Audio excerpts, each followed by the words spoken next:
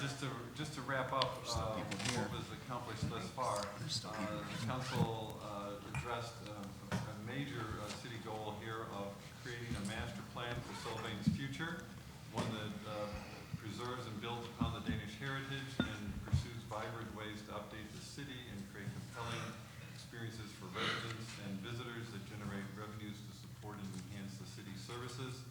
There were two areas that were particularly pulled out for inclusion in that effort, and those are things on options to streamline and make more transparent the planning and review functions, and inclusion in the master plan of conference center, hotel, et cetera, is a near-term possibility to get some action on the city's economics. So that's basically where we stand. And I think the city manager wanted to clarify for the public what is the nature of a master plan. Is there many different kind of things out there? There's general plan updates, there's master plans, there's a variety of different things. Help. Yeah, so I think what I heard from council was that this master plan starts to become the basis of forward-looking. It could be the basis for a general plan update. It could get implemented just through overlay zoning or specific plans.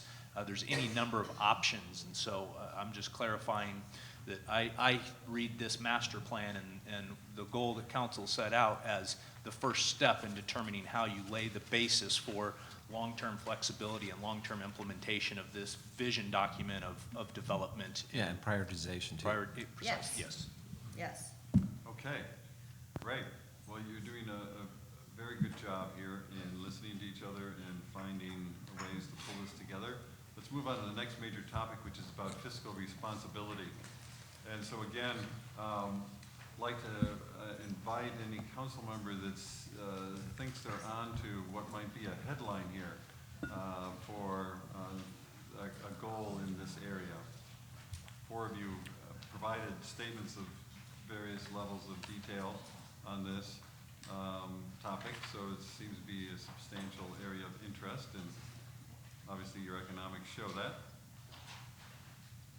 But thoughts that people have about what are some key components here?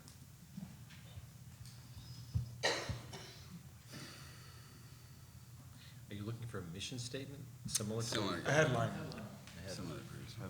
But the way you worked before worked just fine. You were kind of evolving your sort of vision, and we got to, okay, here's something you could pull out and get your teeth around and get done in the coming years, like in the master plan example. So there's a variety of ways we can get there.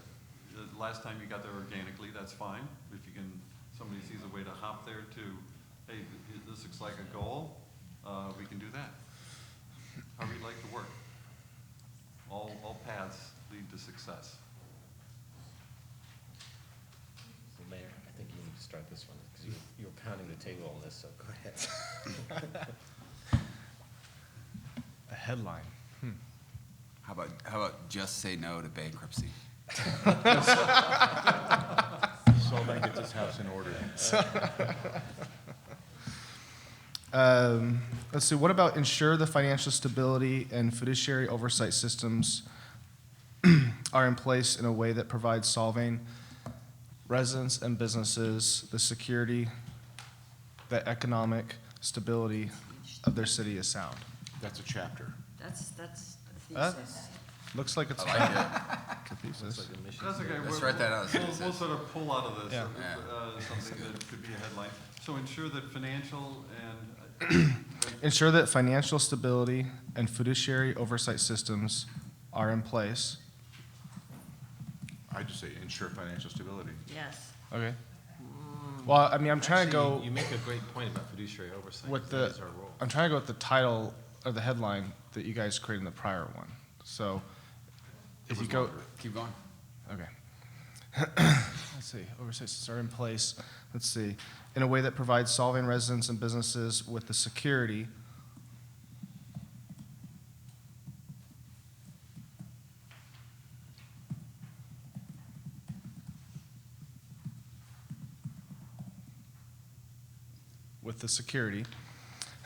that the economic stability of their city is sound.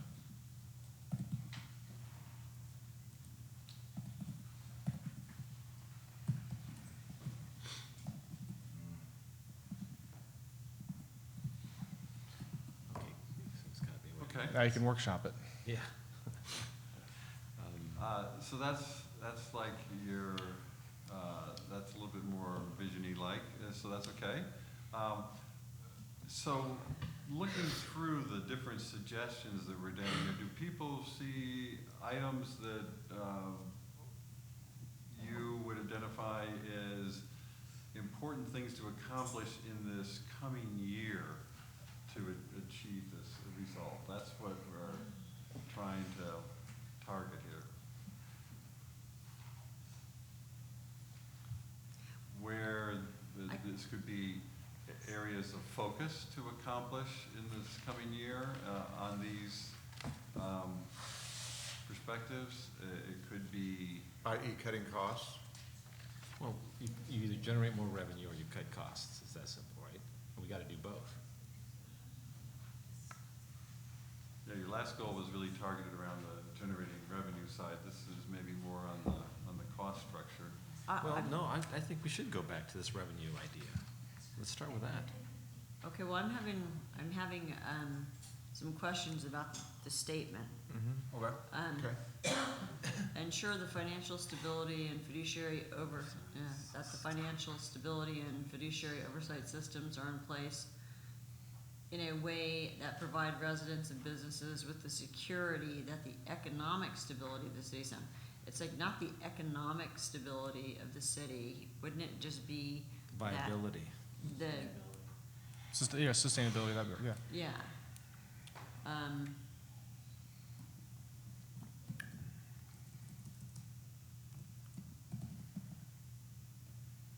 Like I said, I was just trying to throw something out there to get us started. Yeah. I And we're working. like the sustainability better than. Yeah, I like sustainability too.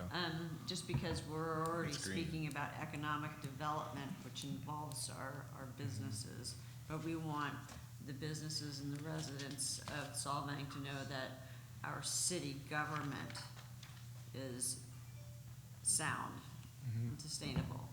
Well, and I think that kind of also emphasizes one of the goals that we just had with the new budget that we presented this year. You know, we actually have forecasts now and things like that that show more of a multi-year evaluation of the current standing for the city. So I think that puts a lot more clarity and transparency to the public with some of the challenges that will be faced as a council. But all that wraps around sustainability. And so with the forecasting that we did this year, I know I've talked with each of you individually about that. Is there, in this next year, is there any additional steps you would like to see in further developing that, taking, further steps with future budgets so that we're more clearly showing that the council is making the, appropriate financial steps in order to ensure that sustainability? Are there specifics that you would like to see, maybe in the budgeting process or, audit review process that's implementing this vision in this next year? So I think one of the great ones will be something that that was just mentioned in the very beginning of the budget, and that was something around just going off memory, but it was about creating some kind of policy or metric for the budget, in which case we are allocating out a certain portion of the funds. Was that? Percentage, yeah. So, yeah, a certain percentage of the funds out of the general fund to go into a capital infrastructure type dedicated fund. An earmark. An earmark, yeah. And that's going to smoothen out the look of the forecast, because you're going to be pulling out, a dedicated amount out of the general fund every year to build into, a fund that's basically just dedicated towards these capital improvement type projects. And it's probably a very powerful way of forcing the council to actually start earmarking and budgeting out much needed money towards, again, our aging infrastructure. If I could add, was it Rancho Cordova that has they're blessed to have the ability to put aside 800 grand every single year right now to earmark for their unfunded liabilities. We don't have that luxury right now, but it's just something that has to be done. And I always think that every city's in the same boat, but not everybody's in the same boat. There are cities like, we talked about Rancho Cordova, and that we've discussed that with some of their representatives that do something like that, and it can be done. It's painful. And so then, I think what Wait, I heard wait, from wait, you. I Oh, have, yes, I sir. have to weigh in on this, I'm sorry. So I chose that word viability for a reason. It has, it connotes and is defined as the ability to live, to grow, to develop, to evolve, right, to expand. Sustainability is one of more managing what you have, which is fine. But what we want is to be able to grow our budget revenues. And at this point, we're fairly hamstrung. We're very limited in terms of the things that we're doing. I'd like to see some effort put into figuring out how to diversify those revenue streams. TOT is great, but it's not the end-all be-all, right? We've got to lessen our dependence on that. But it's sure a step in the right direction. Hmm? The TOT is a step in the right direction. It can be immediate. Well, it's a short-term thing, and I Correct. agree, but I'm saying that we need to start thinking about future revenue streams and how do we develop those. Now, I don't know what those look like. I like to talk about the digital economy because I think that's another pathway forward. Again, maybe we need to look at the way we do retail. Maybe we can do that differently and expand on that. So that's what I mean by viability. Well, I think you can add that under, in one of the categories under, because at a very minimum, we have to be able to sustain. Well, the presumption is that we're gonna sustain things. We're not gonna go bankrupt. But We're sustaining right now. I mean, that's what we're Yeah. doing, but we're not able to upgrade any of our Yeah, infrastructure. so it sounds like So- you're looking for something like vitality, so the vitality. Which is of the why I city. use the word viability. Uh-huh. If you want to use vitality, that's fine, but I want the You want idea. something that feels like it's growing, it's We are alive, growing, it's right. expanding, it's Now, thriving. I'm not saying that we're gonna grow the city to, 20,000 residents. That's not the idea. The idea is to invigorate and reinvent ourselves so that we can produce more revenues with the same footprint. Well, might you want to say, to capture the different thoughts that you have here, with the security that the city is thriving? I mean, is that, I hear a forward growth interest, positive, like you're live, and you're vital. Right, that we're constantly reinventing ourselves and evolving. One of the interesting comments that I've heard tourists tell me, I have this habit of talking to people on the street, ask them where they're from, and the thing I hear most often is, what a quaint little town. I was here 20 years ago, and nothing has changed. I say, okay, is that good? And they say, well, not really. And it was the facades, they are attractive. There's nothing wrong with the architecture. The problem is, what's the compelling reason to come back? Once you've seen the facade, that's it. There's got to be something more. Well, they went from Danishes to wine in the last 20 years. Danish wine.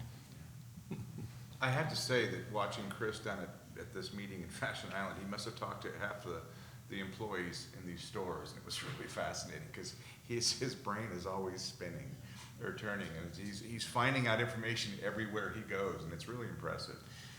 Well, I will bring up, since you brought that up, but I did want to. So, for example, and I'm not saying we're going to do this, but there was this Lincoln dealership in the middle of the mall.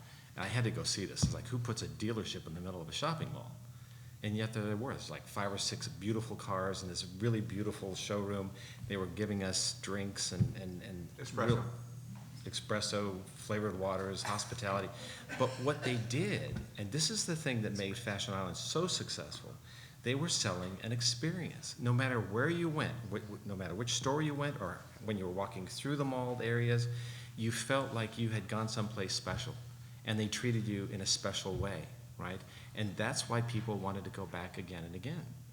Now, the interesting thing is, if you wanted to buy a car, well, you couldn't buy a car. I guess you could, right? There's a way to do that. They had them in the- Yeah, they would basically, if you wanted to test drive it, they would bring it to the parking lot, and you just go down and test drive the car. But that may be the future for Solvang as well. Instead of having a store with inventory in the back and trying to move it through, maybe a better concept would be a storefront where you're showcasing a variety of things, products and services from all over the world. Could be Denmark or Scandinavia. So instead of having it all in the stock, they just ship it to you like they do. In fact, that's what we do now with our vineyard or wine tasting rooms. You go in, you say, I love this wine, ship it to my address somewhere else. That is the future of retailing. That's kind of like a nearby example, if I could just come, one off the top of my head would be, you have Decker's Corporate Center right there in Goleta, and they have a showroom for each one of their brands. And when you walk in the room, you're not there to just go pick the shoe, try it on, and you know, walk home with it. It's more of figuring out what you want, and then you order online right there. But it's not really that typical retail type front that they're doing there. So it's just a different kind of experience. But Right, But exactly. that is an example where you could have way more volume moving through a very small footprint. Exactly. So all I'm suggesting is we have to rethink, since we are essentially like a shopping mall, we have to rethink what are the compelling reasons to come, stay, shop, and live here in Solvang. I don't know what those are, but we need to start giving it some serious attention. Now, is that something, just trying to clarify for us so that we can deliver on council's expectations, is that experience, is building that environment and attracting the businesses that help to create that type of environment? Is that something under, you know, this I think that's fiscal more res- under economic development. more under you the know, master plan it's- is what I was. It's two things. It's making sure that tourism is keeping up with today's demographic, and it's also creating an experience that attracts the locals. But And that- don't Go ahead. forget about the fact that many people come here for immediate gratification, and they want to take something home with them. So you don't want to go overboard on the warehouse ordering. Yeah. No, he's just. It's not saying that, but it's just, it's and- part of and build it. diversifying that and create, that's something that we don't have here right now. Right, so I'd like to see Part of more diversity. revenue diversification. I don't know what that looks like yet. I think that's a discussion we all need to really get behind. For example, I don't know which direction we're going with respect to what we'll call the lower village, which is the area to the west of us, right? Maybe that's where we do a lot of this new stuff, new experimentation, and we keep the upper village more as it is. You're back to your districts. Yeah, Yeah, exactly. back to, and so is that something then that is most appropriately explored as ideas under the master Yes. plan? Yes, okay. Yeah, it sounds like it fits there, and I'll put it up there. Okay. So you've got develop fiscal policies that guide the use of city resources. I'm just adding this up here while I'm still in mind. If I might go back, what I heard you saying, I think Mr. Mayor was talking about some of the financial policies that sets Right. up the reserves, that says We got a little off topic, but- 15% of the general fund revenue is going to go into a capital improvement fund, so that you're setting aside those monies in the long term, so that when the big ticket items come up, they're a less of an impact to the city. So is that something then that, you know, we did a first step in this year's budget of starting to identify that there's financial policies generally and put those in the public? What we didn't get into is much specificity in the budget document with the fiscal policies this year of what those reserve targets might be, what the requirements in the long term might be.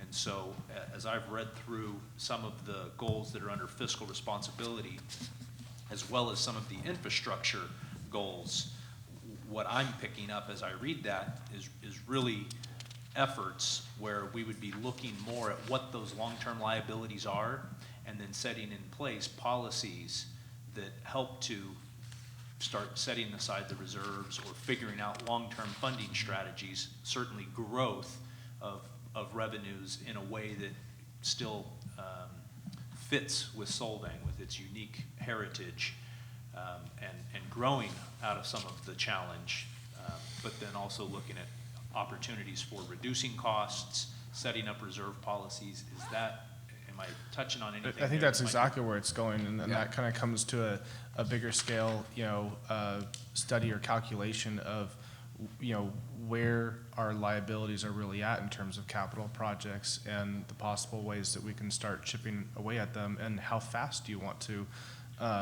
push on that. We got a lot of very large costs coming up, and we have to find ways to start dedicating some money out of the general fund to really start accelerating, getting some of these things done, and, some people, a lot of the residents complain about all the impacts of tourism and things like that, but we have a vehicle that helps offset those impacts. That's our TOT, that's the majority of the general fund, sales tax. Setting those funding policies up in a way that we're now earmarking and dedicating out a portion towards those much-needed capital projects is going to be a way of making the residents feel that government is starting to work for them, and tourism has a value for them because it's stabilizing their water rates. It's helping pay for the new wastewater treatment plant that we have. It's paying for the pipes, the sewer lines that get to the plant. I mean, all that, and that is what also enables the new businesses to come in and for us to have the capacity to actually do these things. So. Right, it's like setting up, we talked about specifically the attrition policy. Well, basically, you're gonna save 5-10 years from now by not getting into the whole CalPERS pension and all those types of things, So I think thinking 5 years, 10 years down the road, we can completely get out from under all of those unfunded liabilities without sinking all of our capital money that we have now into trying to pay that off, just by using a policy that would implement that sort of attrition that we've discussed. So I think those need to be part of these policies. I think we gotta think This that was way. also a goal of the previous city council, and their last goal set was to Yeah, it says it put right. money aside for capital improvement. Are we trying to cut our way into this success story, or are we going to try and raise revenue? Both. Yeah, I think the quickest way is to do both. You gotta do both. So what's our revenue target? We haven't established that yet.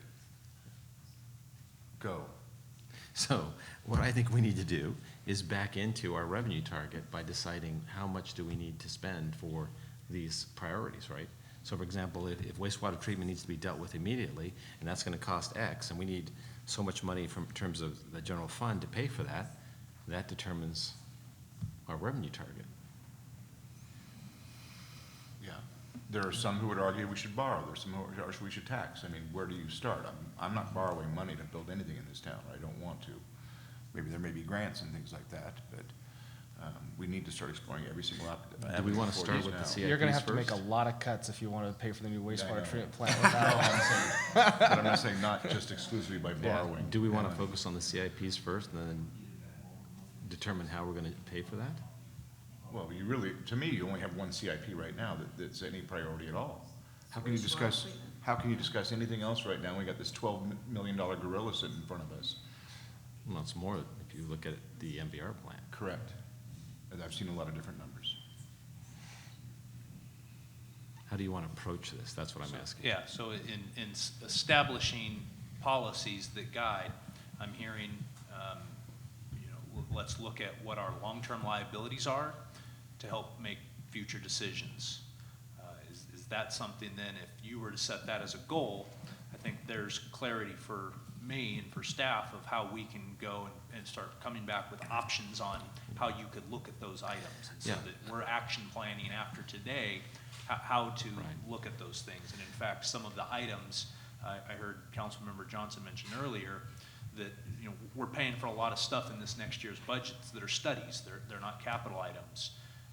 And some of those studies are setting the groundwork for looking at some of these long-term liabilities and backing into the number of, okay, if over the next 30 years, there's gonna need to be $20 million of additional revenue or reductions in expenditures, then that's setting that long-term target. That's setting the stage for, now we know really what that target is. Right. And all of the decisions can be through that That's right. lens. So one of the things that you guys have not mentioned yet is it's not just about wastewater treatment. Unfortunately, our CalPERS expenses are going, You're are gonna, absolutely correct. they're gonna double at least, right, on an annual basis. And then at the same time, we gotta deal with stormwater and replacement of the sewer system, so it's not just wastewater. You're right. Do we have do you have that slide that we talked about earlier, that we can look at, the CIP? The CIP? Yeah. Zena, were we able to pull it onto anything? And I'll just add on top of that, with regard to the wastewater treatment plant and funding that, you still have, through a mixture of of cuts, economic development to increase revenue, setting this money aside. Those are all long-term funding strategies that are gonna help you pay that plan off, which is gonna stabilize rates for people. I'll pull this up here in just a second. What did you put it under?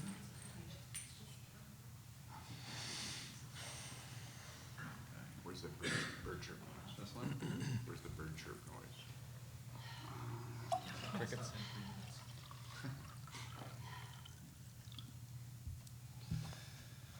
So while Don's doing that, just to confirm through nods, is looking at these items so that we're getting a better sense of our long-term liability, something that you would want us to accomplish in this next year as quickly as Absolutely. possible in order to understand Yeah. long-term liabilities. Right. Are you looking for more specific? I mean, did you want, I mean. This was we on the could- table before. Yeah, I mean, we could say, Is this it? find us $1 million, and we could tell you specifically if you're looking for more specific. Yeah. Or percentage, or, I mean, But I think the question that Councilmember Dearness is raising is, do you need to find $1 million? Or do you need to find $5 million? Or do you need to find $500,000? right, but do you want us to That's start? exactly right. Does that number need to be, an additional, 0.5% reduction in expenditures and 0.5% Right. increase in revenues over the next 10 years, and you close your gap? Right, I get it, but I mean, in the next year, I mean, are we gonna know this? That's my concern. In the next year, I have some confidence that we can really comprehensively put the brakes on some of our expenditures, some of those capital expenditures that aren't detrimental to, city operations, and use the time, instead of doing projects, to look at what projects are there, and then give council an opportunity then in the next year or so to reprioritize what those projects are, and ensure then that under this master plan, that those projects are supporting the vision of that plan, and ensuring that the infrastructure is there, so that if you wanted to go build a conference center, that the sewage capacity is there, or what water improvements are needed in order to do a hotel there, and understanding those dynamics. Maybe we could even combine the certain projects, whereas, for example, there's a certain section of the sewer system that has to be replaced, so we then prioritize that section of town to be modernized at the same time, right? And at the same time, we haven't even talked about how smart cities might be able to come into play, help us with the reduction of costs and the improvement of our services, in terms of distribution of services from the government standpoint, as well as helping the businesses to move in a direction of diversifying revenues. So that's another element we'll have to think about. So, at your request, Councilmember Dearness, this is the capital improvement program that's currently adopted, 10-year plan, and it shows, it's about, I think, 19 pages, and shows all of the different areas of the city, and just generally puts estimates for costs of projects that have been identified in the past as being needed in the next decade. So, for example, planning and economic development, this is just a summary roll-up, but this would just say, bottom line, for example, transit would need $338,000 in the current fiscal year, $15,000 next year, $165,000 in the following year, so on and so forth. And this is the way that currently the city has been capital planning. Is there interest in relooking at this and helping to augment it to better educate you and the public on what those items are, what are the specific projects involved in that, and then you can prioritize those based on this master planning, so that everything's rowing in the same direction. All right, I got a quick question. So when you say 18-19, that's this current fiscal year. It ends June 30th, right? Correct. So the 5.8 million, basically, that's already spent. That's covered, right? I would disagree, because I think there's a lot of things that just didn't happen this year. Did we Right. put away 1.2 million for the wastewater? Well, that's why I'm trying to clarify. Is that what we No. actually spent? Yeah, no, it's not put away. It was planned to spend $1.2 million to begin the engineering for a wastewater treatment plant upgrade. Okay. Yeah. So the problem here is, this was something that was, we have to read.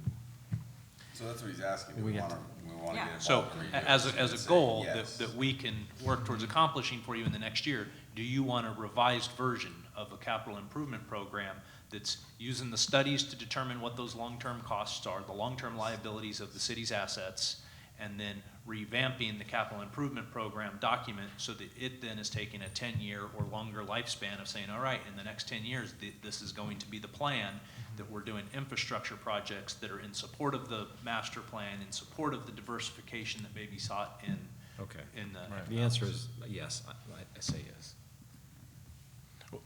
And again, with the funding strategies, just let's start looking at depreciation, all these other things, trying to calculate out really how much we need to earmark every year towards these projects, and more clarity to how some of them are funded, because I think that's also a very, sometimes it's a hard thing for the public to understand, or even the council, is, you know, several of these projects could be funded through general fund, various enterprise funds, or special funds like Measure A and things like that.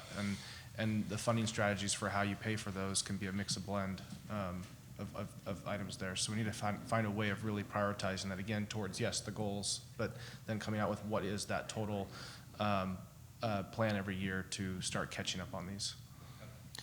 I guess the problem I had with that previous slide was,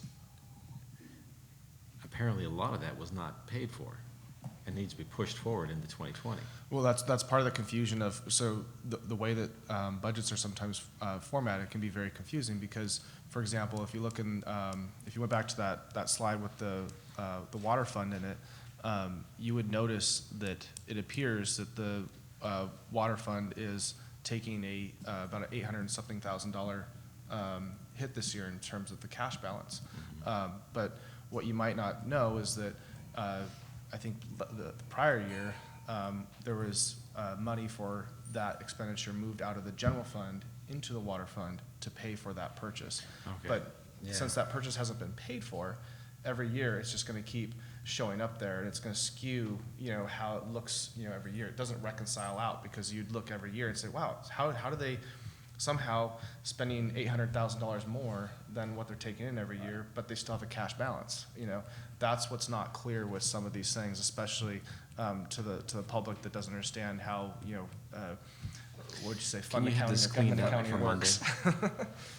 Can you have this cleaned up for Monday so Have we it can cleaned up discuss for it? Monday? Yeah. No. No, that's not possible. But revising the budgeting process so that we're fixing that on a go-forward basis over this next year, absolutely. And Yeah. if that's something that you want to see as a goal, and I think that starts speaking to the separating capital from operating. Right. And so right now, the way our operating budget looks is it has that wild variation, because it's including capital as a part of just the operating budget, as opposed to saying, here's the operating budget, and then separate and apart, here's the capital. Here's the capital reserve funds you have, here's how much money there is there, here's all of your liabilities, and then reserving general fund or any variety of funding separately into And that reserve. that would provide so much more clarity to everyone and better understanding, because just I'll just make another example out of that water fund, is if we even did that for the water fund, that money that was moved over from the general fund to pay for that large expenditure would have just gone, you know, straight over into that reserve fund. And then the day that bill actually does get paid, you know, it's not gonna make it look like our budget is all skewed and everything for the year. So is that something then that would be a goal for this next year, would be, if I could summarize, a revamped capital improvement program? Yes. And we'll come back to you then, again, after I have opportunity to work with my staff and figure out ways we can go about doing that, then we'll present back to you options and action plans moving forward. And I like over the next idea of year. the separate, you know, capital reserve accounts, you know, general fund, wastewater, and water, so that we really can start, you know, seeing where we are at, and if we really are running a budget, I mean, a balanced budget in each one of the funds every year. And how much revenue we need to generate, Right. how we're gonna go about getting that revenue. So I'm seeing essentially kind of two goals evolving from this. One, about develop fiscal policies that guide the use of city resources. That's your policy framework. Then another one, which is determining this future financial needs and requirements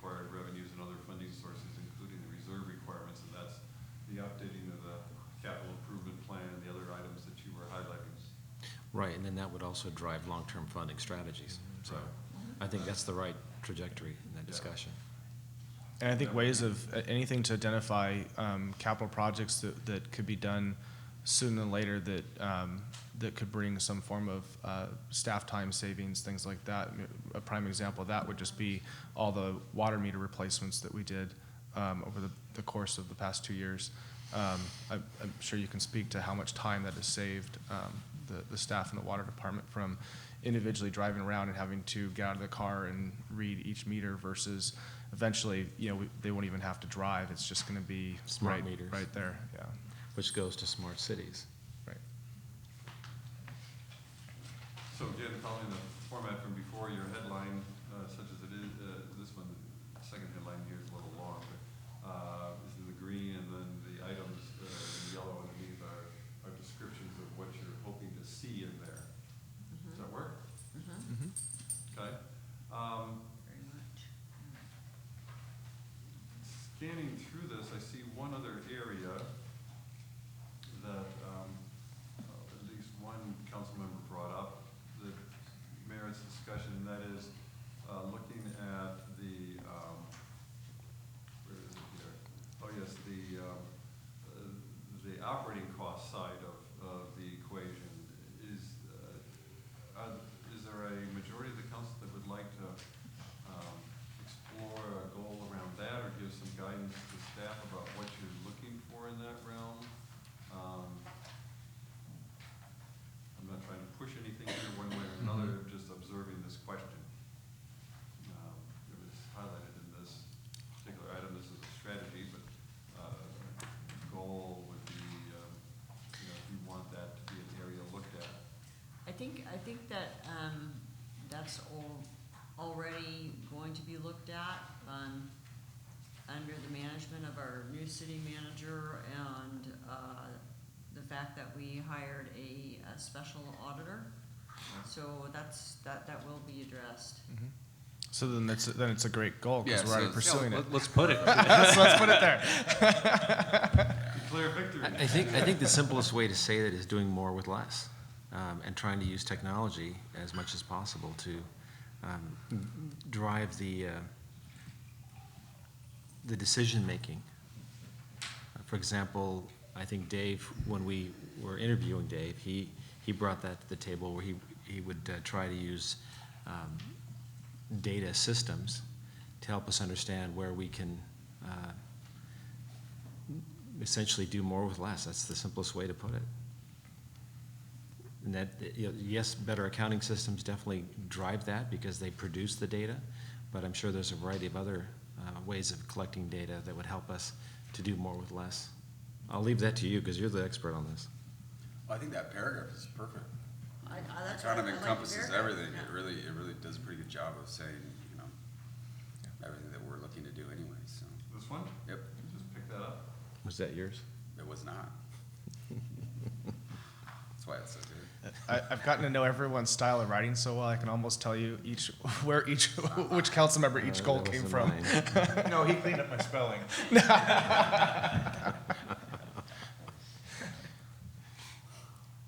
Okay, so does that work? Explore ways to do more with less is your headline, and then this is that's the sort of guts of what you're looking for? Is that clear enough? How Any about, questions you have about that? Yeah. Being more effective by doing more with less.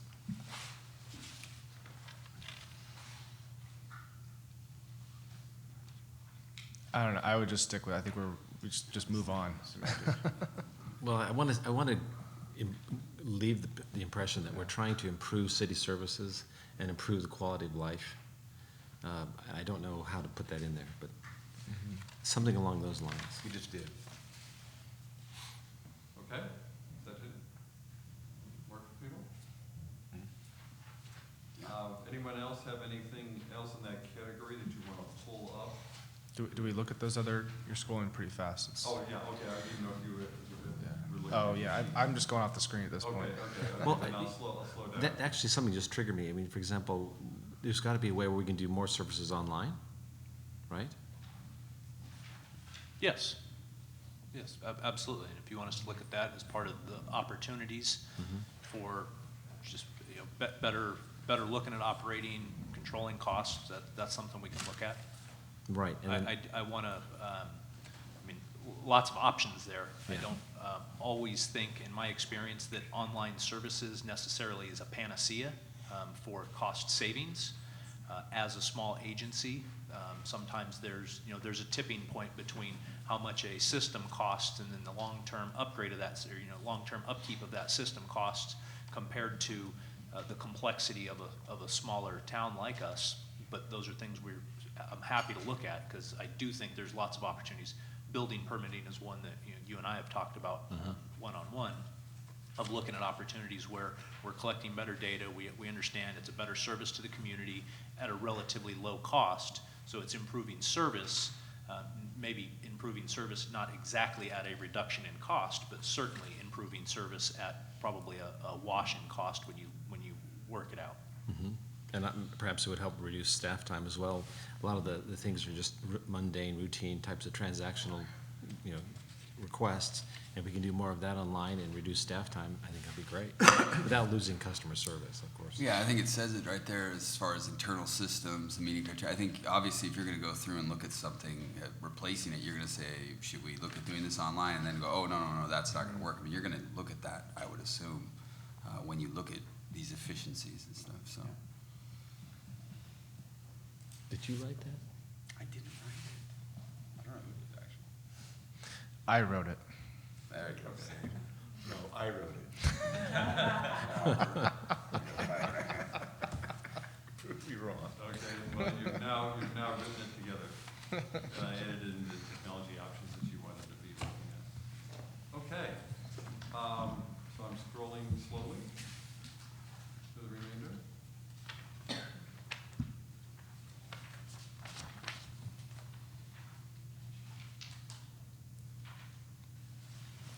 These ones here seem like they're more along the economic development. Yeah. Well, we talked about Yeah, capital this is expenditures difficult, I think, for before. staff when there are multiple things in a particular statement. They didn't want to split your statements off, so they put it in whatever Yeah. did it seemed to fit. I guess it would be nice if they're already kind of organized in that, so when you're talking about one item, you're scrolling through the items that are more in line with Yeah, it. Don, you're welcome to cut and paste, go ahead.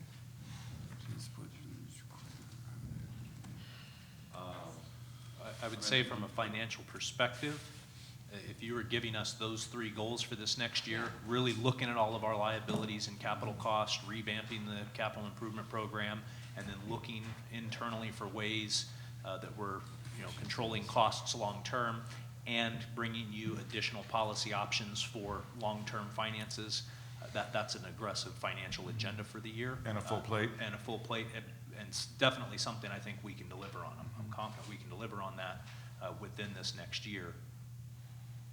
That's fantastic. Great. That's One other thing encouraging. I'd like to consider is public-private partnerships. I saw that sweeping through pretty quickly here. I'd like to see you guys explore that so that we can reduce some of the burden on government, because we certainly can't keep increasing. Yeah, it's another our great staff. funding strategy for getting some of the infrastructure taken care of that we need. Yeah, There's your conference center. Mm-hmm. okay. Okay, so, that would be a component to include, Yeah, so I think up in Don, the- Up in the funding strategies here. yeah, I think if you might, what would be helpful, Funding strategies, including, public, private. Or does it best belong under economic development? well, I think what would be helpful, like you did, Don, up under economic development, you had the goal, and then there was possible ideas under that. So I think something like public-private partnership, JPA, I think you could put those as possible ideas underneath that, and that would help for us to create uniformity in the document as well as clarity to staff, Agreed. if council's good with that. Okay, good. You're making good progress here. So, traffic circulation is our next category here. So take a moment and kind of read through the submissions that came, or I'll go scroll slowly, however you prefer. And then we'll, again, it seems discussion, and then you formulate a goal out of that organic discussion of what you're hoping for out of this, so, we can continue with that success strategy for you here. Pedestrian-friendly environment, I like that.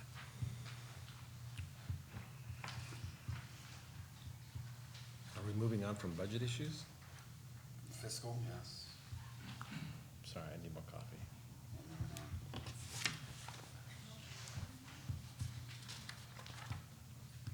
Okay, so, let's talk the big picture for the moment. What are you hoping for in the coming year will happen with regard to traffic and circulation?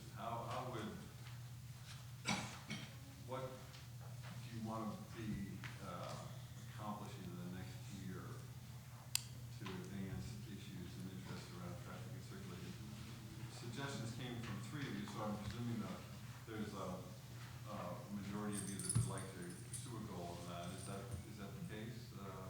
Yeah, I think this falls under some of our big projects because it incorporates, transportation. It falls under one of the big items that we need to prioritize in our budget. Well- So, Well, if it helps, if you identify goals around traffic, for example, and that generates some certain capital improvement projects that you Yeah. need, then that's gonna get, come back as options, it's gonna go in the CIP plan, which should then Exactly. also come back in the funding strategies for how you get that goal done, so. exactly. So this would be a great opportunity for the council to articulate what it's looking for, if anything, in the traffic circulation realm, so that staff would know whether to give particular attention to that in this capital improvement funding strategy effort that they're gonna come back with, right? Otherwise, they don't know how to calibrate your interest in this, in what you want, like smaller than a bread box, bigger than a refrigerator, Yeah, I'd like to see high-speed rail down Copenhagen. Actually, to Modesto, all the way from here to Modesto. Absolutely. So long as I'm not held accountable for that. There's your headline. I appreciate what Councilwoman,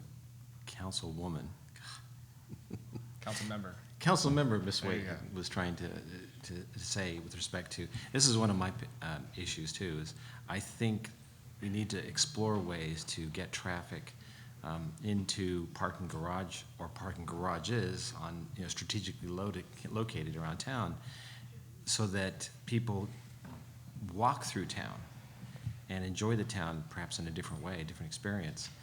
There's a street in Copenhagen called, I can't pronounce this, I'll have to rely on Sabine to explain it. It's something called Struget or Straget.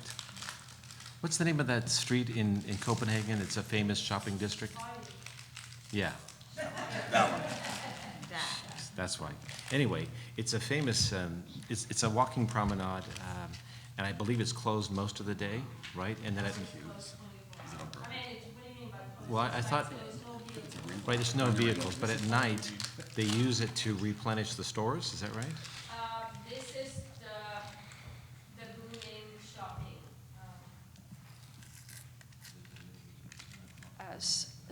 Strøget is the pedestrian road, and that's where all the stores are booming.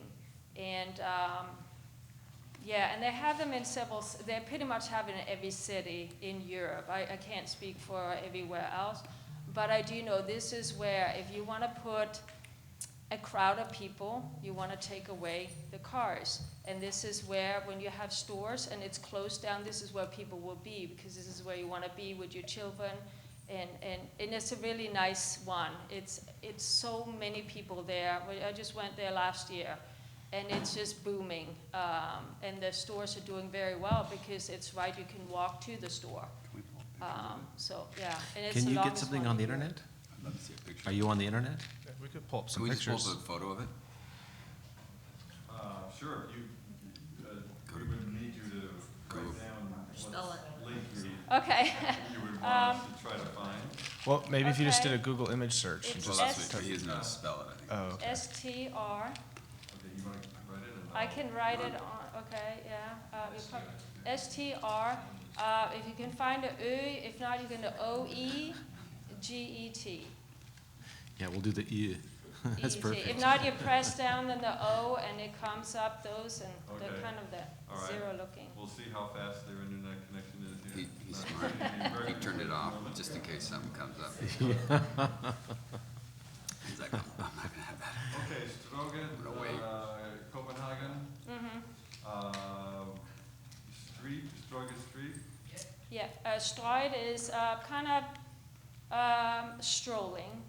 Here's one. You This is don't have I a. guess the word means like promenade, like walking Yeah, promenade. yeah, Stride, you're just kind of strolling It's like along. Third Street Promenade, Yeah, yeah. No, the word literally means promenade, I think. But you're right, it's a version of our Third Street Promenade in Santa Monica. and if we could have that on Copenhagen Drive. Well, that's why Copenhagen, that's why I It's had kind of you. neat and call it teeny tiny Stride. I don't know. Well, anything that we can do to bring that theme, the Danish theme, to Solvang, I think would be welcomed, right? It's So- pretty much a very, it's almost like it would be dumb not to do, pretty much. Because wherever you go, and I went, Oh, it is. Oh. there is only people where there's no cars. There's more people. Which goes back to what Ms. Waite was saying. We need some kind of a master plan that incorporates foot traffic, pedestrian traffic. Yeah.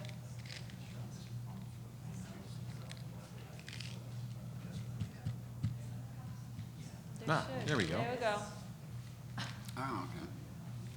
And what I love about this picture is that it captures the Danish architecture and style, the colors that Mr. Homburg was saying earlier. I think if we could incorporate that vision into the master plan, that also would be a very compelling reason for people to come to Solvang. Can I add one thing? As you can see in the picture, we very much focused on details, and this town has details.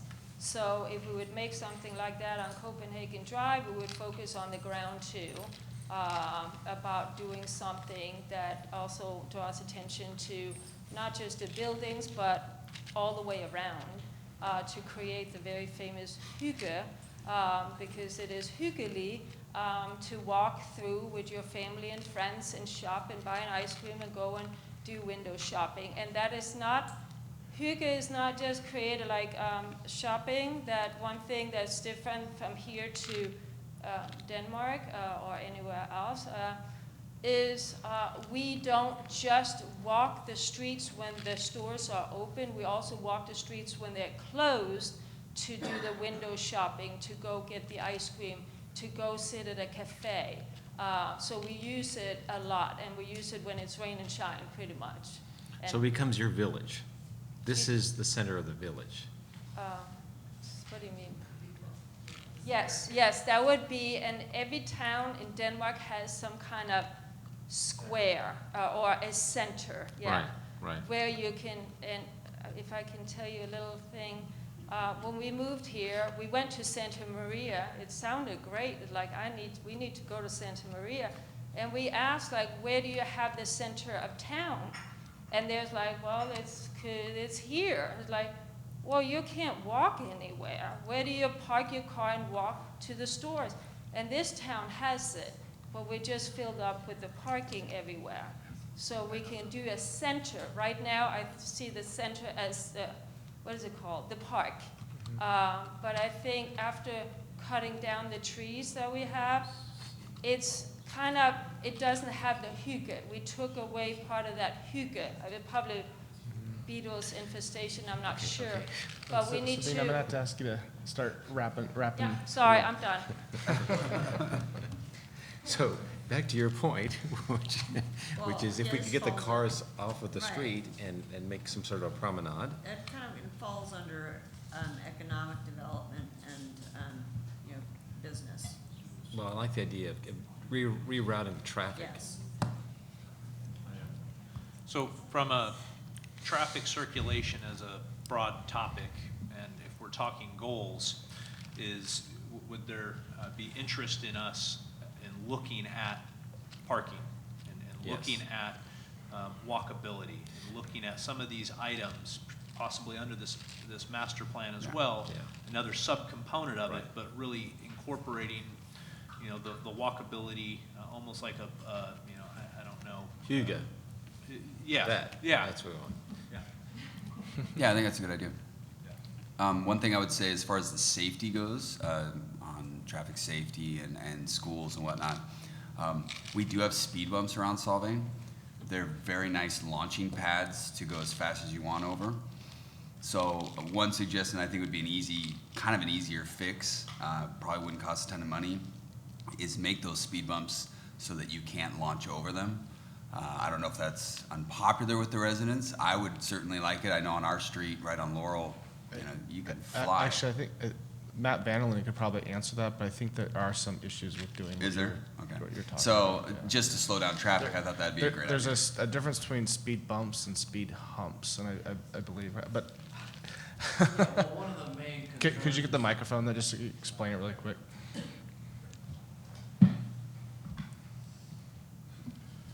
Great, yeah, so normally on public roads, you avoid the speed bumps, Right?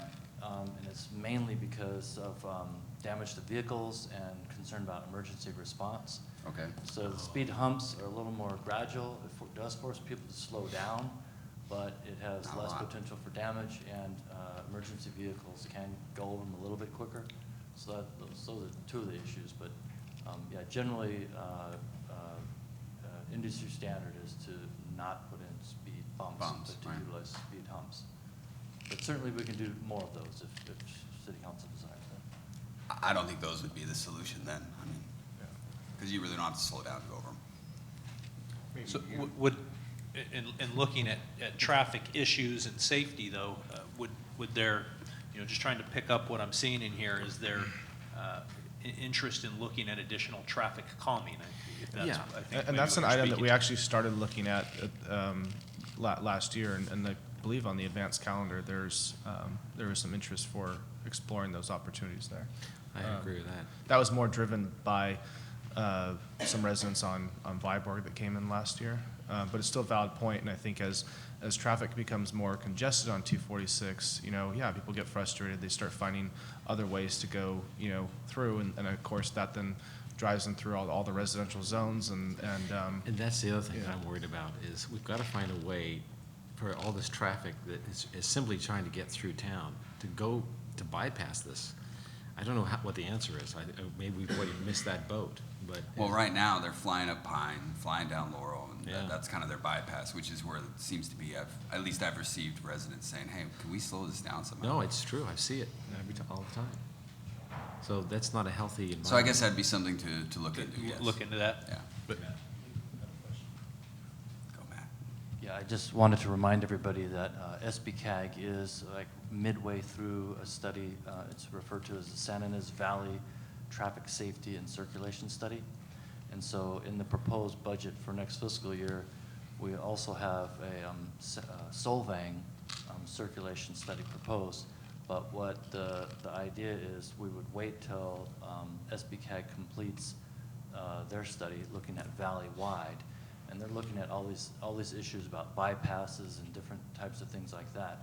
And then once we see kind of where that's going, we could start a study to look more, take the next kind of step, looking at a little more detailed on what projects or solutions that are proposed in that study. We can take the next step and go, you know, a little bit further and develop that for Solvang. Matt, can I ask a quick question? When we were down in West Hollywood talking to their city government, they were working with a company with respect to smart antenna, smart poles, and they would monitor traffic at different intersections. And through that, they were able to do a number of analytics and assessments, and one of them was how much traffic is flowing through their town, because West Hollywood, like Solvang, essentially is cut by a major artery, like Sunset Boulevard, I think it is. And literally tens of thousands of cars are just trying to get through town. Can we do something similar, work with a company, set up some antennas on the other side of town, and figure out how much of the traffic is just trying to get through versus Sure. come into town? Sure. There's other ways to do that might be lower cost, but certainly we could implement, monitoring devices and things to do traffic counts. Well, see that- Caltrans does traffic counts, and we could do that, and we could do it in such a way where we track cars coming in, cars leaving, and what number of cars are actually going through town versus are Right, stopping and this in is town. where that public-private partnership stuff comes back into play, because there are a lot of smart I don't know what you call them, smart companies that would love to compete for the business opportunity, and they'll give you some kind of a trial to explore that together with them. And if it makes sense, then we can put these things either into town or through town and figure out, speed issues, Yeah. traffic flows. Well, about 5 years ago, we did the Mission Drive traffic circulation study, and exactly what you're talking about was done at that point.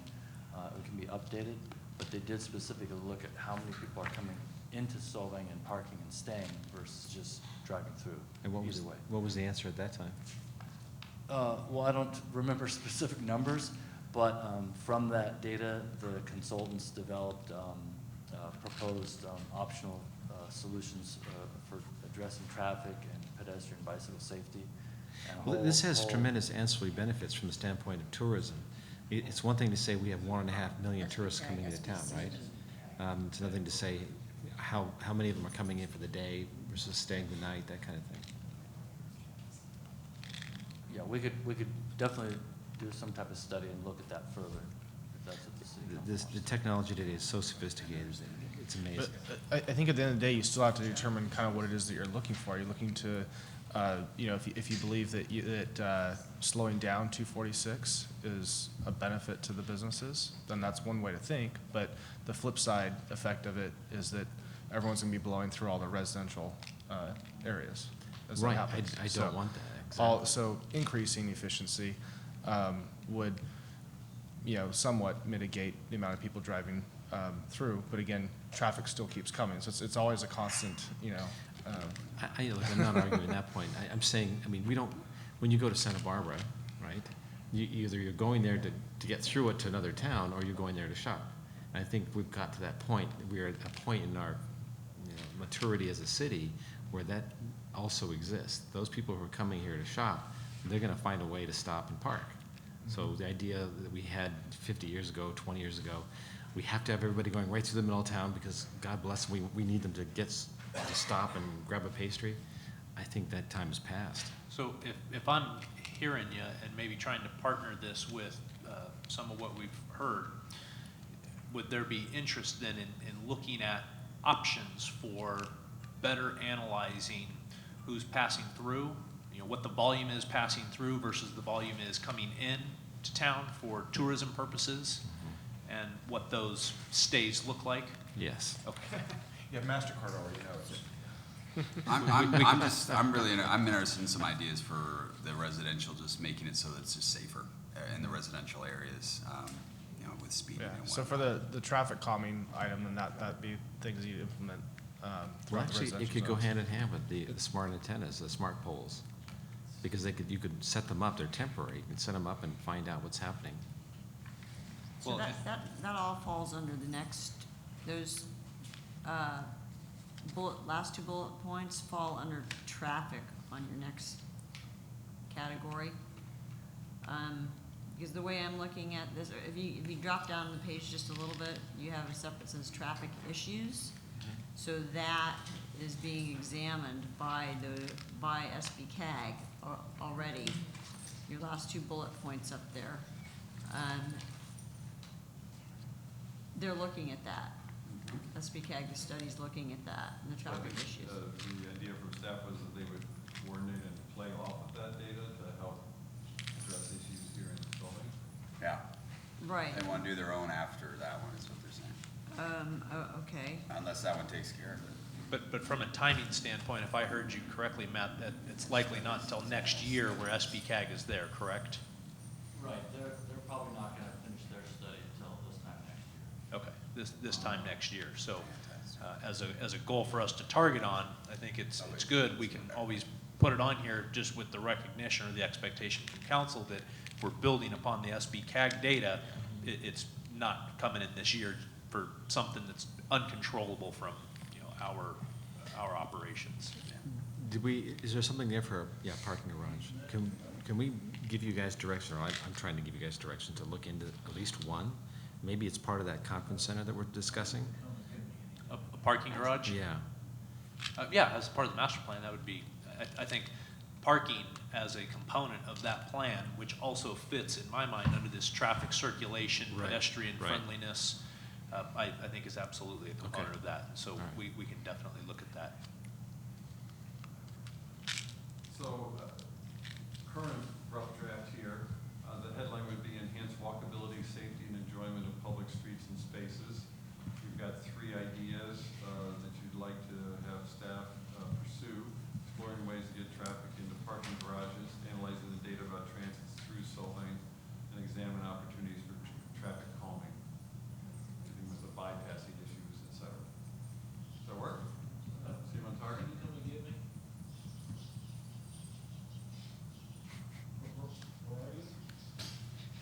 I'm sorry, sir, could you have your conversation outside? We're hearing your phone. Sorry?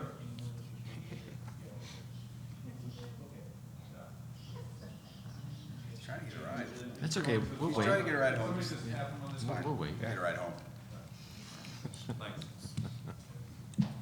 All right, shall we move on? Yes. Sure. So then that's it under traffic and circulation. Well, I mean, Did we look at some of the other goal, like if we look at the different items that came in about traffic? Right here. I'm just trying to think. Pull 'em up. yeah, I mean, it's imperative that we take a look at the San Ynez Valley Bicycle Master Plan, because that's something that's already in motion. Okay. And that definitely has to do with traffic and parking.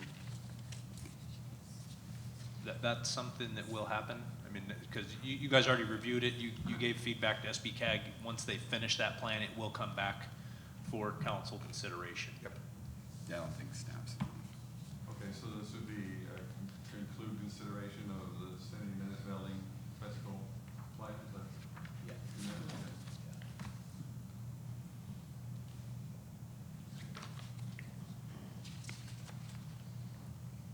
All right.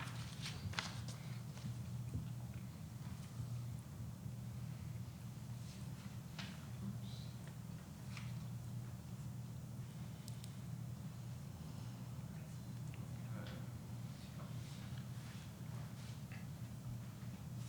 Okay. These look like some specific ways to implement the other items that I'm just going through up here. Is that working Those are for more you? strategies. They're I mean, it says right there, they're strategy Yeah. items. Yeah. Okay, so we're, want to move on to water, wastewater? All right. Yeah, I'm against it. No, I'm kidding. So do we have, let's hear from council members about your thoughts. You expressed some of them as your opening comments about the importance of this. Who would like to pick up with a comment about what you're after here, and once again, we'll have a little organic discussion about your interests, and then see if a headline pops up. Can I say something, though? I'm guessing that this must have been on all 5 of ours. I'm not putting anybody on the spot, but I'm guessing this is all on all 5 of ours Actually, points. two provided items on this, but maybe Okay. that's the first thing that we should do. Well, No, I like this topic. Let's do that. Let's do it. I was just gonna check to see how many council members would like to explore and look at fashioning a goal around water, wastewater, A vision? infrastructure. Just raise your hand, and we'll get a read about. Okay, so I see these 4 of you do. All right, so it's worth a candle here. So some discussion. Robert, you were gonna kick it off, I think. As far I don't know how else to discuss it, other than it's just gotta be done. We have to bite the bullet, find the money, and pay for this thing to get done. The discussion could entail looking at other districts, coordinating with other municipalities. I know I've heard 8 or 9 different ideas on how to go about the wastewater treatment plant. Do we get together with Los Olivos? Do we get together with the CSDs? Do we get together with Buellton? Does the pipe run from here to Buellton? Those are things I don't know. but it's something that we have to explore. I just think this is our number one priority for the city of Solvang. Okay, so a lot of things I heard roll out there, I'm not sure I caught up with all of them. And water is not my strongest, well, there's a lot of things that are my strongest issues, but water's not one of them. And you guys are more versed on this than I am. So is this really about the wastewater reclamation Yes. effort? Okay. Part of what you're talking about is looking at the options. You were mentioning working with other districts. What were some other options that you were having on your list? Just as far as mostly with other districts, people have talked about running a pipe from us to Buellton, getting the Chumash involved. There are options out there. I'm not an expert, and I don't know which is the best. I just know that we have to upgrade our facility. If it means getting other municipalities involved, then so be it. But it's something that we need to explore. I think it's about looking at all kinds of different options. I mean, you have possible outsourcing options, merging options. You have various alternatives that can be approached with how the plant goes in. I mean, recycled water is great, but if you don't have a use for it, then that's also there's an issue there too. I still think there's a very strong long-term asset of getting recycled water as soon as possible, because I mean, let's just face it, water is just going to be gold in California. You might not see the entire value of it today, but there will be uses for it in the future, and that will help sustain Solvang in the long run, especially when you're a tourism-based town. I mean, no water, you're done. But I'm kind of curious to see. I mean, one of the things that happened recently was we're supposed to have a meeting on the another update on the wastewater treatment plant. I don't know if maybe you want to give a quick summary of kind of where things are laying right now, just so that the council's on the same page. And Yeah, so back in April, we had a work session on the wastewater treatment plant. At that time, what we really looked at was the technical sides of it. So we looked at the various options, the different plant options, so the MBR or the SBR or upgrades to the existing system. And council gave some direction to go look at MBR with the goal of, in the future, having recycled water opportunities. So what we did, staff from there went and we actually hired a financial firm that would look at all of the different financing structures available for the MBR with recycled water. And so under that, we're looking at 3 different options of how you could either do the project all at once, phase it in over time, or add components in different segments, so that the cost of it can be borne over time as opposed to all up front. And then we're looking at different bonding structures, different financial structures then that can achieve that outcome. So there will be required to be a rate study once you decide on the final option and where you want to go. In the next, I think, month, is it in August, the first meeting in August, we have on the advanced calendar to come back with the full financial analysis from our consultant PFM, as well as our rate analysis, to show here's the options you discussed previously to go with technically the type of plant that you were interested in, and then 3 sub options under that effectively of how you can get there, like I said, and then the financial structures that go with that. So it's taken us a little longer than we originally anticipated, only because in order to give the council a variety of financial options, it's multiplication. So you start looking at 3 different options and 3 different funding strategies, and 2 implementations with there. The math starts leading up to a very complex financial analysis that we wanted to make sure we were taking the time to give you the right analysis that gave you a variety of options. So in early August, we will return for that conversation on the financial components of the wastewater treatment plant. So it's. Wait. I think to some degree, there may be a binary choice to be discussed first, which might be, do we want to do this all in-house versus outsourcing? Did I hear that? But these are goals. So look at Well, the no, first. this is a vision, and then the goals come from Right. that. Oh, you mean replace the plant and outsource the entire plant, or? Well, let somebody else worry about it. Well, Whatever I think that letting, looks like. I think letting someone else work it, I think we have to look at that option just for our Well, future. okay, so number one, do we want to be responsible for the plant? Or do we want somebody else to be responsible for the plant? So- The second question is, do you want to own it or operate it? Or do you want someone else to? Exactly. But that kind of comes down to the vision of the council. Are you looking for, do you want to direct staff to look at and consider regional type options? Or, Exactly. You know what I mean? So Which if is the it's just vision off the question. table, then we're not even gonna look at it. But if this council's open to it, then you would look at those types of solutions. Okay, So, well, I'm open to it. I think that Yeah. it's something we definitely need to look at and consider, especially with respect to our limited budget and budget constraints. So my vote is, let's explore that. Yeah, and I'd see a lot of opportunity there, because if you just were to look at the budget for the wastewater treatment plant, you have, I think we're nearly $700,000 a year in salaries or personnel costs there, basically, and that also pays an overhead contribution into the general fund. So that's probably like nearly $1 million a year right there.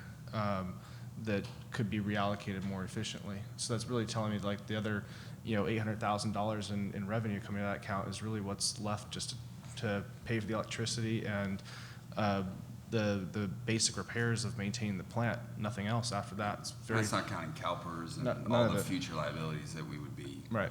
getting rid of. So obviously, there's a lot of opportunity there that could be looked at. And when you need to finance a very large project over a period of time, that obviously can help pay, for some of the funding of that. So in other words, we'd be spreading the cost of financing over the districts that would be picking this Well, up. that's- If you regionalize it Yeah, we That's talking right. about regional. I was just Yeah. talking about just ways, just even with our own revenue. with our own stuff. Yeah. Oh, well, I'm in favor of looking at it from a regional perspective. Right. So if I could, for myself, gain clarity, I think I'm hearing two conversations. Yep. One is, on the capital side, we still want to look at the wastewater treatment plant. On the operating side, we should be looking at any options available to reduce long-term operating expenses, course. including looking at regionalization. Right. If there's any opportunity to partner with any other wastewater treatment provider in the valley in order to get economies of scale or whatever the advantages might be, but explore those options. Yeah. Right. Definitely. Is there a third option that I'm missing, which is letting somebody else deal with it altogether? Well, I think that's part of, Privatize it? that's No, not necessarily. inclusive of what Dave was just Is that explaining. option one?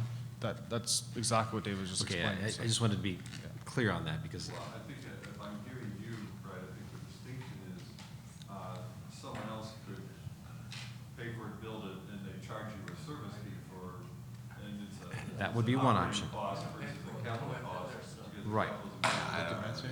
right, so I see three options there, sorry, and I don't mean to take away from what you were saying earlier. Number one would be, somebody else takes it on as a regional project, right? A regional authority, a JPA regional authority.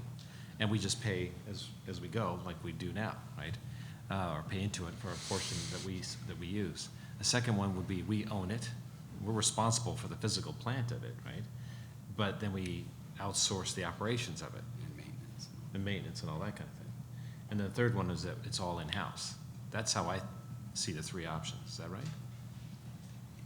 Is option one even an option? That's what I'm wondering. Is this something that's happened?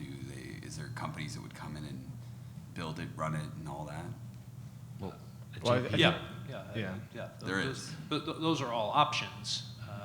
I'm talking about a joint, a JPA with San Ynez, Buellton, that kind of thing. And those are all, Yeah. all possible options of strategies to do it. I think the goal that the mayor was highlighting was exploring those options would Right. be the goal, that you would give staff direction in this Yeah. next year to say, Oh, yeah. okay, as we're looking at wastewater, let's explore how we might be Yeah. able to better control long-term costs, including some of those options that you just Including the highlighted. capital cost itself. So if you're Precisely.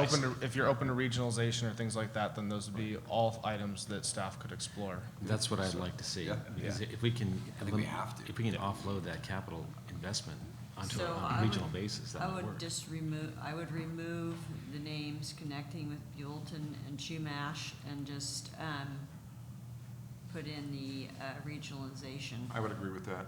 So it encompasses everyone. Yeah. Yeah, good idea. I mean, that's just spelt more out so that the public or other people looking at it understand what, generally kind of options Yeah, we could- that means. But as a high-level goal, it's regional. Regional would be, yeah, the Then, more the then better. that's all you have to say,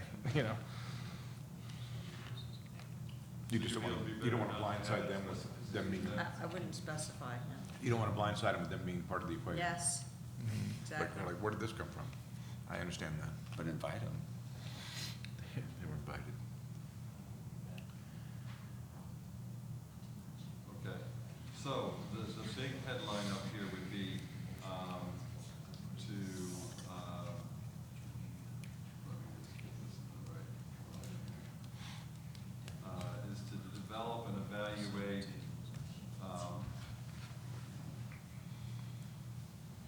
capital and operational options for, new wastewater, treatment services. And decide upon the directions. Is that, can you do that in a year? Is that workable? You think? I think that's what they're doing,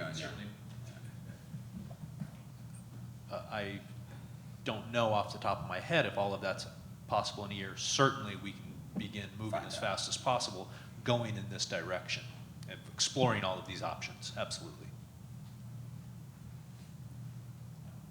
Won't happen in a year. But we can definitely make good progress. Making a decision about which of those paths to go down? Starting the process of exploration. So develop and evaluate capital and operational options for new wastewater treatment services. I think you could leave it at that. So what part, Matt, are you talking about that won't go down in a year? That's what I'm interested in. I mean, is it the regionalization, or is it? Yeah, they're looking at the whole regionalization. Right. There is an item in the budget to propose to look at regional water agency Right. over the whole San Ynez Valley. And that would be basically an initial feasibility study, Right. looking at the advantages and disadvantages of doing that, what the costs would be, and if we wanted to go in that direction, what the next steps would be. So we lay out kind of, here's the next steps. Right. Okay, so this is gonna come up with, a set of, the pros and cons and next steps for the choices, right? So that people, so the council could see and the community could see, okay, this is the path, this is what it'd look like if we went this way versus that way. Correct. Okay, that sounds like a meaty endeavor. So one of the things you have to look at is what it's gonna take, because this is like another set of things beyond, you would have the consultants working on determining the sequencing and the financing if you're gonna do it yourself. Now you've got another component in here, which is about these other choices. Correct. So you'll have to come back to the council and say, hey, this is what it's gonna cost if we're gonna do this additional work. Yeah, I think the one way or the other, depending on how you implement the overall project, either way, the project is required. So as we're down the path, I think what you're speaking to, Don, is are we setting ourselves up where we're already down the path on expenditures at this point in time that are redundant to other exploration? And I don't think so as of right now. 'Cause the project's gotta go, Okay. whether we own it or Is someone there else. anything that you have to do about maintaining the current situation as a goal for the coming year? Did we just- we Don't just let it did- go down the river. Yeah, I think we're fine on operations right now. Yeah, we just did a big sludge. All right, is there anything else on this list that as we scroll along that you want to pull up? Well, yeah, I mean, I think, my idea, examining the possibility of turning over, our water to ID1, and that would fall under, the wastewater treatment, because they are licensed to do that also. So that would be an entity that would be considered under that. I think that would be explored. That's all part of the regional type. Yeah. Yes, that approach. goes under the Yeah, first. Definitely. That one of option. the options. We've been Okay. saying that for a while now. Does that fit with what you're looking at? Yeah, that fits right under our range of options. Okay, Yeah. okay, all right. So then as we're looking at that, just so I'm clear, we're looking at wastewater and water. We're looking at it holistically of what the regionalized The title of the goal was options. water and wastewater, so I presume that all these are kind of the, Both. you know, Okay, just wanted to clarify. yeah. Yeah. Okay, so that goal gets a little bit broader then, for new water and wastewater treatment services. Okay. All right, anything else that's on here? Some of these look like strategies. Did you have anything in this that you're looking at, or you might wish any guidance about for the staff, David? Well, it's up to council what might be important, I think. Yeah. Certainly from a infrastructure perspective, as we're looking, overall at our infrastructure and our costs, we're looking at water and wastewater options, including a major project, as you said, maybe up to 15 million, Councilmember Clark. That is a packed agenda for Matt and his team in the year. So I would, if we can move on, that would be super, but if there's something that's very important to council, I would want to hear about it at least so that we can take that into account and help to set realistic expectations of what we can deliver for you over the next year.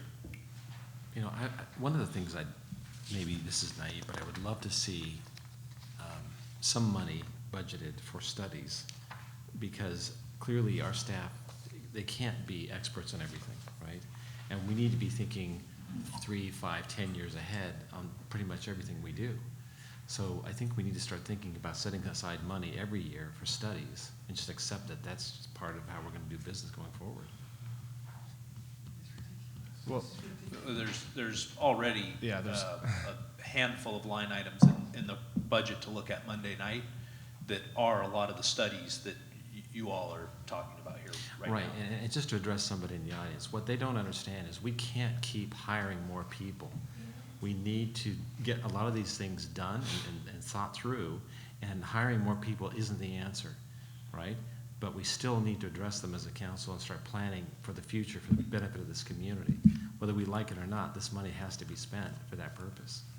So setting aside, recognizing like we need to set money aside for CIPs, we're probably going to set some money aside for studies going forward on an annual basis. Yeah, I was just going to clarify. oh, Matt, you want to clarify? Okay. Yeah, I was just going to clarify. I do agree with your comment, Councilmember Dearness. In general, when public works people talk about capital improvements and capital improvement programs, we do include in that, under that umbrella, all the various studies that are required to implement those. So if the city council does set a policy to set aside a certain amount of funds every year for capital improvements, that would, by virtue, include whatever necessary studies that would be needed. So you're saying they're already incorporated in our budget planning? Correct. Yeah. Correct, yeah. Okay. So those are the category 1 items in the budget. And pretty much all of them are studies. The priority 1 list. Right. Well, and I guess I was referring to that because it seemed like, But my case earlier was that we're spending, it's a lot of money going to studies Right. and not actually into, anything. pulling the shovel out okay, yet. I'm a little confused. So the priority 1 expenses, which we saw the other night, Right. are those part of the capital improvement projects, or is this in addition to those CIPs? Well, the two go, yeah, They're part of it. They're part of. You were just pulling them out so we could see them. Precisely. I see. So realistically, how much are we setting aside every year for studies? I Which think have to be done anyway. As of right now, that is a question to be answered at a later date. So as we're looking at some of these fiscal policies and knowing how much to set aside for future capital, which would include the studies, as Matt points out, that's something that many of the studies, as well as the focus on financial policies over the next year, will establish. So, and our goals and priorities will drive that. So just when we have our budget hearing on Monday, if there is a study in there that just is not appropriate for today, then it can be pulled out of there. Microphone. I was just going to mention this might be helpful. Over the last 8 years, we've spent on average, somewhere between 100,000 to 200,000 every year doing various studies. So it varies from year to year, but, so somewhere between 100 and 200,000. And yet this year, we're doing what, almost 400,000?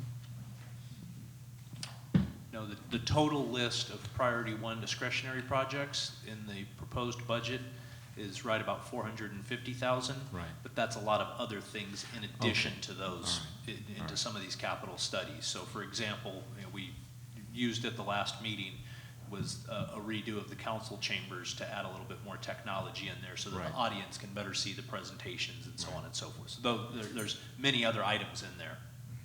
The reason why I'm asking this question is because as we start to explore things related to water and water treatment, outsourcing, or trying to figure out ways to save money going forward, that's gonna cost money in terms of studies, right? Yes. That's deep. So I wanted to make sure that we set aside those funds and recognize that's just a cost of doing business. Because doing it smart is better than. Any change you make, it's gonna require more professional services to facilitate, that through, so. But, I just wanna make sure we, keep on top and get moving. I think we're due for, public comment now, and then lunch, right? But if we can just wrap this up. We're gonna go there at 12:30. Oh, are we in my head? We can go Public there now. comment at 12:15. You got 9 It minutes. says We have 12:15. one last category here. Yeah. It's Or is 12:20. What's the last category? Yeah, one last category, which was, there was one suggestion about Parks and Rec. I don't know if, is there an appetite among, how many council members would like to spend time? It doesn't have to be now, it could be after lunch. But I'm just trying to go off the agenda right here. I mean, if we want to push, I guess it's fine, but we called for public comment at 12:15, lunch break at 12:30. Oh, It's okay. already 12:20. Sorry, I didn't realize that. Yeah, was yeah, yeah. updated. So, Yeah, are we good with that prior, can we wrap that up right there and then go to public comment? yeah. Okay, Yeah, that's your meeting. perfect. So with that, we'll move to public comment. Is there anyone in the room that would like to speak? Otherwise, we can move into lunch break. You got one back here? Yeah, One back okay. there? Got several. All right.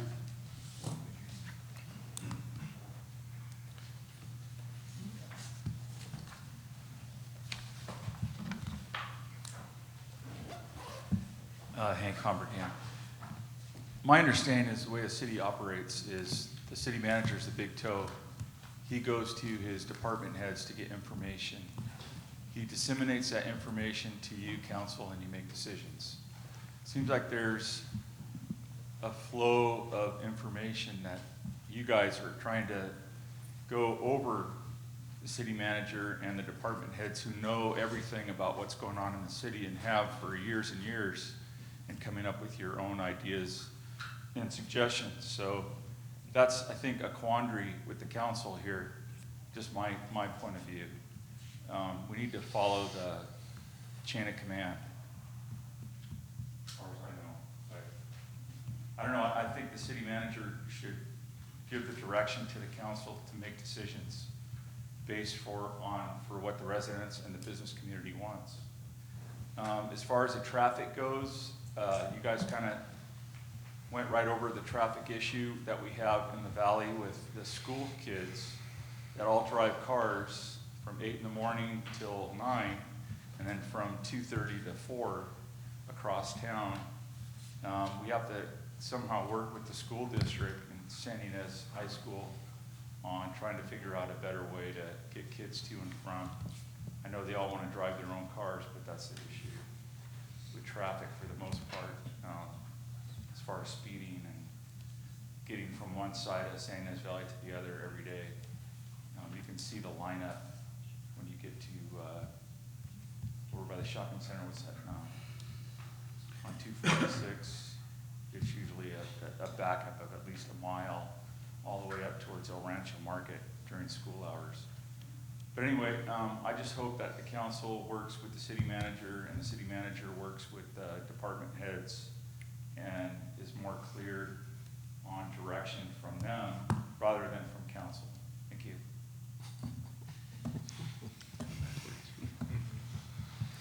I agree with that. Could you address that? That's a good question. Would you address that, David? Yeah. And how it works? Yeah, so just to address that and to clear up how this is all functioning, you know, the council is the elected body of the public. I work at the pleasure of the city council as a whole. So this session is really helpful in the council identifying their priorities, and then the staff will go and start to come up with the how we can get all of this stuff done, that are the goals and the priorities of the city council. So that's Perfect, thank you. Well, I'd like to add real briefly, because this is a question that came up at one of the leadership conferences, actually all of them. And yes, it's incumbent upon the council to work as closely through and with our city manager, because he is the guy. He's our chief operating officer of the city. But the council is vested with tremendous authority, the executive authority, legislative authority, judicial authority, and whether we use it or not is up to us, right? If we want to abdicate our role and just sit back and rubber stamp everything, I guess we could do that, but that's not this council. This council ran on a platform of change. We see things that we want to fix and improve, and for that reason, we're trying to give our city manager, in fact, we went out of our way to select this gentleman because we thought he was best suited for this particular role, and we're very proud and happy to have him with us. That was a debate we had at the meeting where versus is a city manager CEO versus COO. And 99.9% of the folks would say it was a COO. But you can have councils that rubber stamp everything a city manager does, and there are cities like that. We are a collective CEO. It's not as clean, as efficient as a business. It takes 3 votes to get anything done, but we are a synthetic CEO. Hopefully that makes sense. Okay. Who else? Public comment? Yes, thank you. I'm Gay Infante. I'm sure you all know that.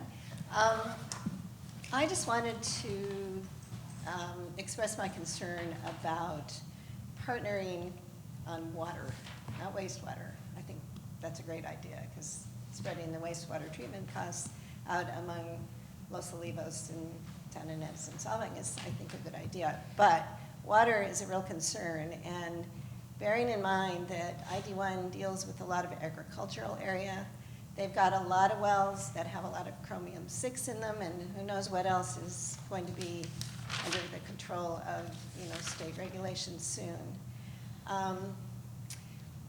Maybe under the GSA, we're going to be fighting with all the agricultural water use, who gets that versus what residents get. But please be very careful when considering partnering on water, because we have control now of our drinking water, but we may lose that. So thank you.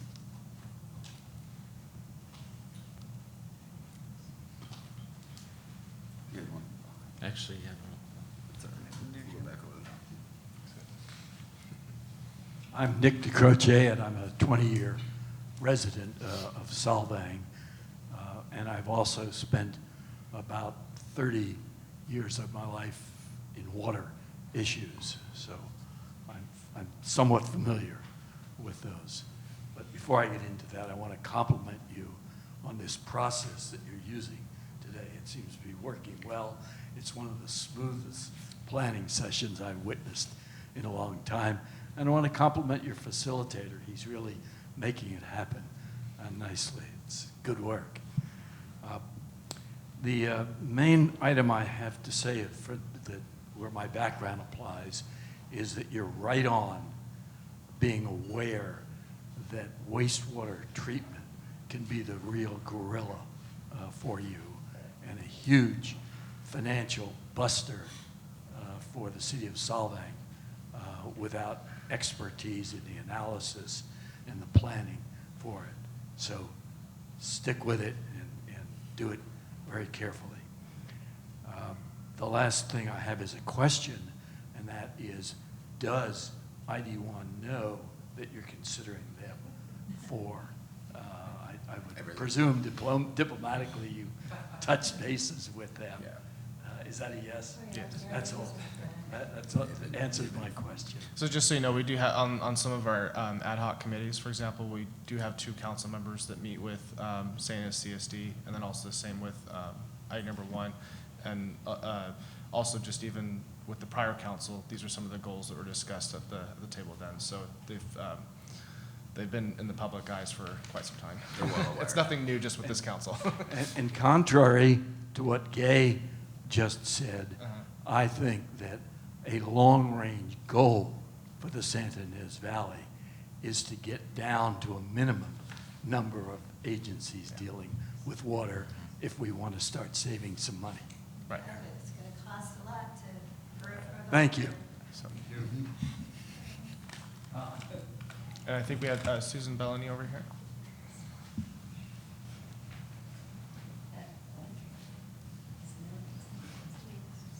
I'm Susan Bellany.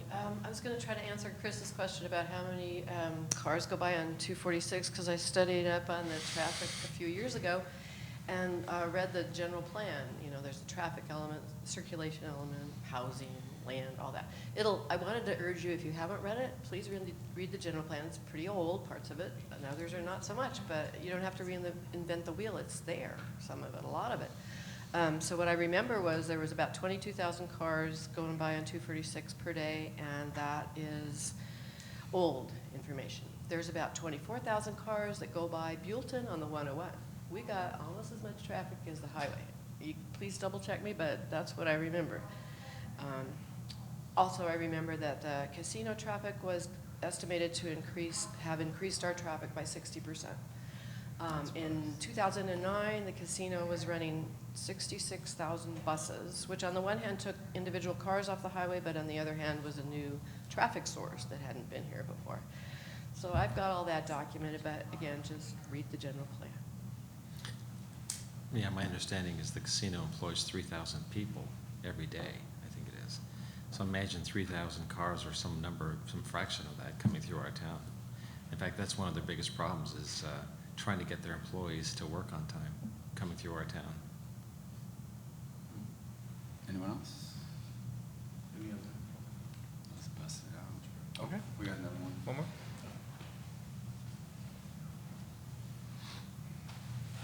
Hi, Sabine again. I'll make it very short.